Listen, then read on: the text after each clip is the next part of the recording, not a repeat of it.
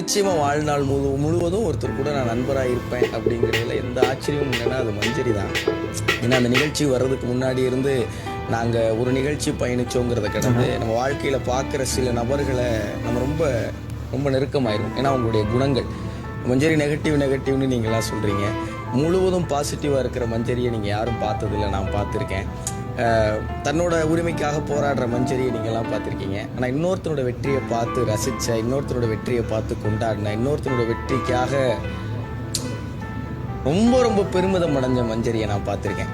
மஞ்சரிங்க சண்டை போடுறாங்க, இங்கே கத்துறாங்க, இங்கே வாய்ஸ் ரைஸ் பண்ணுறாங்கங்கிறது மஞ்சரியோட ஒரு குணம்னா, மஞ்சரி பிரியத்தை அள்ளி அள்ளி அள்ளி கொடுக்குற, எதிர்பார்ப்பு இல்லாத அன்பை கொடுக்குற ஆட்கள் இருக்கிறாங்கல்ல, அப்படி ஒரு ஆளாக நான் மஞ்சரியை நிறைய நேரத்தில் பார்த்துருக்கேன். வெளியேயும் பெரிய நட்புலாம் கிடையாது. ஒரு 5-6 முறை மஞ்சரி வீட்டுக்கு போக முயற்சி பண்ணியிருக்கோம், போனது கிடையாது.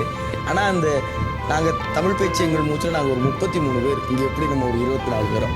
அங்கேருந்து நான் அந்த நிகழ்ச்சிக்கு வரப்போகிறேன், நான் ரொம்ப நேர்மறையாக இருக்கணும்னு நினைக்கிறாள். எனக்கு பாசிட்டிவாக இருக்கிறது ரொம்ப பிடிக்கும். எண்ணங்களுக்கு சக்தி